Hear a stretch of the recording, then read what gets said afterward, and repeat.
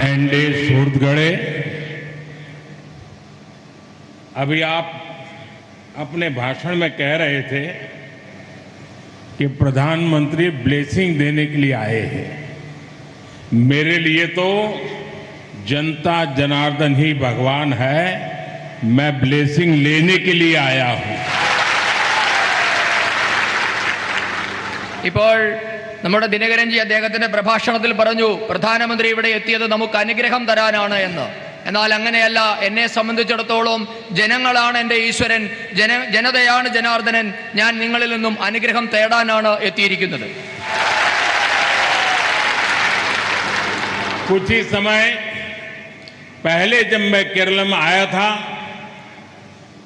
तो अखिल केरला धीवरा सभा के साथियों से मेरी मुलाकात हुई। कई विषयों पर आपसे चर्चा हुई थी।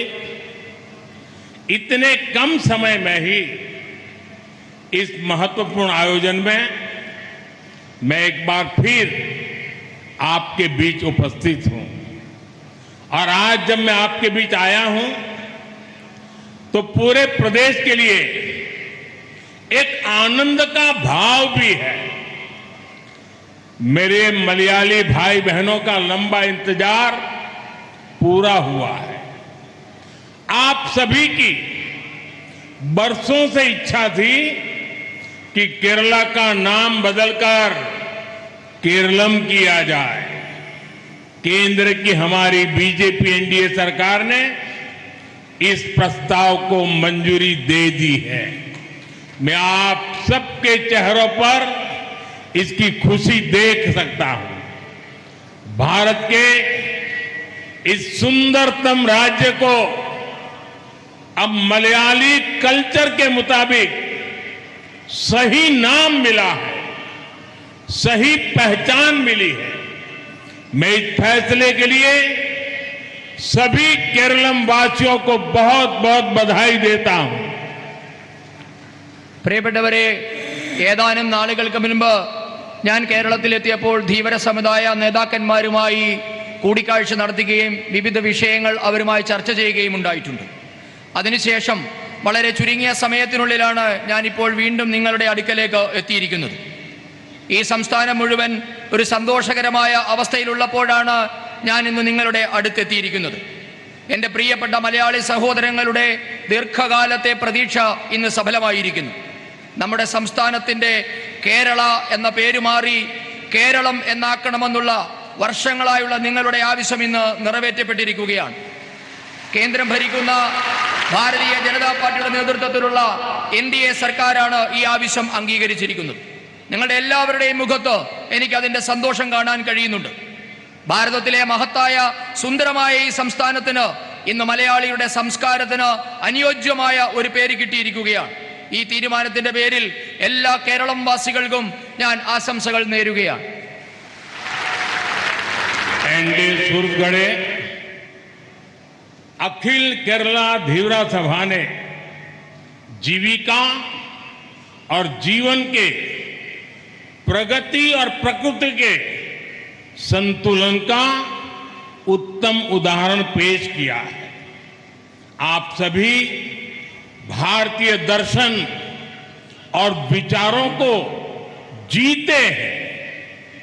आप सभी प्रकृति को एक ही दिव्य चैतन्य का हिस्सा बताते हैं।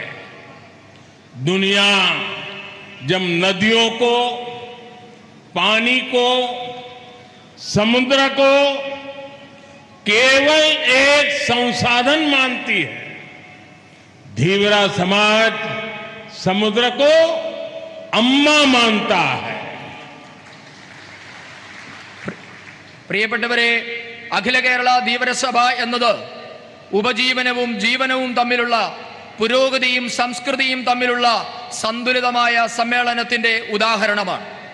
നിങ്ങൾ ഭാരതീയ ദർശനങ്ങളെയും ചിന്താപദ്ധതികളുടെയും സജീവമായ ഉദാഹരണമാണ്. നിങ്ങൾ ഈ പ്രകൃതിയെ ഒരേ ഒരു മഹത്തായ ദിവ്യ ചൈതന്യത്തിന്റെ ഭാഗമായിട്ടാണ് കാണുന്നത്. നദികളെയും വെള്ളത്തെയും സമുദ്രത്തെയും ഒക്കെ മറ്റുള്ളവർ വെറും വിഭവങ്ങളായി കാണുമ്പോൾ ധീവര സമൂഹം അവയെ അമ്മയായാണ് കണക്കാക്കുന്നത്. एंडे सूरतगढ़े समुद्र की रक्षा की कामना, उसके लिए श्री कुरुम्बा देवी की पूजा, श्री कुरुम्बा मंदिरों के संरक्षण के लिए आपके प्रयास, ये दिखाता है कि भारत सदियों से प्रकृति और पर्यावरण के लिए कितना संवेदनशील रहा है। आप अपनी परंपरा को भगवान व्यास से भी जोड़ते हैं, यानी आपकी परंपरा भारत के इतिहास का अहम हिस्सा है। इस धरती के महान गौरव को संजो कर रखने के लिए मैं आप सबकी हृदय से बहुत बहुत सराहना करता हूं. സമുദ്രത്തെ സംരക്ഷിക്കണമെന്ന ആഗ്രഹം, അതിനായി കുറുംബദേവിയുടെ പൂജ, ശ്രീ കുറുംബക്ഷേത്രങ്ങൾ സംരക്ഷിക്കാൻ നിങ്ങൾ നടത്തുന്ന പ്രയത്നം, ഇവയൊക്കെ പ്രകൃതിയെയും ആവാസ വ്യവസ്ഥയെയും സംരക്ഷിക്കാൻ ഭാരതം നൂറ്റാണ്ടുകളായി നടത്തിവരുന്ന ശ്രമങ്ങളുടെ ഭാഗം തന്നെയാണ്. നിങ്ങൾ നിങ്ങളുടെ പൈതൃകത്തെ ഭഗവാൻ വേദവ്യാസനുമായാണ് ചേർത്ത് വെക്കുന്നത്.